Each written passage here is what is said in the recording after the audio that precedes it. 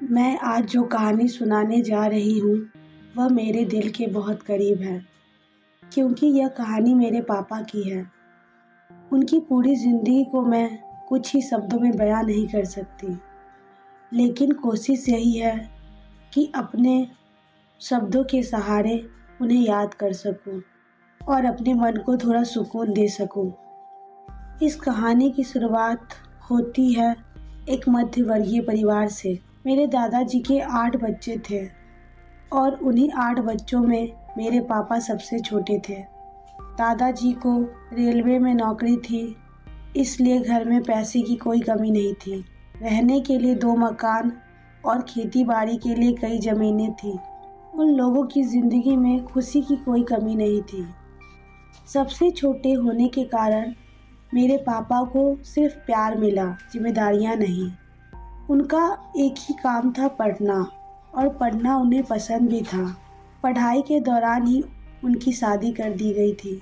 पढ़ाई पूरी होने के बाद उन्होंने सरकारी नौकरी की परीक्षा देना शुरू किया। कहते हैं ना, कुछ चीज़ें मेहनत से नहीं मिलती, किस्मत से मिलती हैं। घर की जिम्मेदारियों के कारण उन्हें परीक्षाएं छोड़कर काम करना पड़ा। शादी के 3 साल बाद भी संतान न होने पर परिवार और समाज से दबाव बढ़ने लगा, क्योंकि उस समय घर परिवार नहीं समाज चलाया करते थे। लेकिन मेरे पापा ने इन बातों को अपने जीवन पर हावी नहीं होने दिया। उन्होंने सब्र किया और सब्र का फल उन्हें मिला भी। उनकी गोद में आई उनकी पहली संतान, यानी मेरी बड़ी बहन। पापा उन्हें हम सबसे ज़्यादा प्यार करते थे। इस बात से मुझे जलन होती थी, पर पहली संतान, वो भी इतने लंबे इंतज़ार के बाद मिलना, तो उससे ज़्यादा प्यार करना बिल्कुल स्वाभाविक था। भगवान को शायद पापा का अपनी बेटी को इतना प्यार करना अच्छा लग गया, इसलिए उन्होंने उन्हें और 3 बेटियां दे दी। अब समाज की मांग कुछ और थी, एक बेटा। लेकिन पापा ने अपने आप को कुछ समय देने का निश्चय किया। किस्मत से उन्हें पंजाब में सरकारी नौकरी मिल गई और वे वहां चले गए। कुछ समय बीता। एक दिन पापा को मम्मी का लिखा हुआ एक पत्र मिला।